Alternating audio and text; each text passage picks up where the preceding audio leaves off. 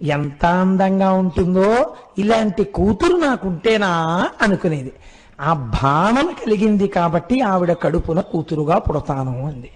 ఇందులో మీరు ఒక్క విషయాన్ని తెలుసుకోవాలి. అమ్మవారు ఎంత సులభంగా వశురాలవుతుందో తెలుసా అండి? మీరు రోజు అమ్మవారిని ఏ చక్కటి బాలాస్వరూపానికో నమస్కారం చేసి, మా ఇంట్లో మా అమ్మాయనో మా అమ్మనో మీరు రోజు ఒక్క పువ్వేసి పొంగిపోతున్నారు అనుకోండి, ఒకనాడు ఆ వంశంలో తల్లి అవతరించి తీరుతుంది. ఎందరి ఇళ్లలోనో జరిగింది తెలుసండి.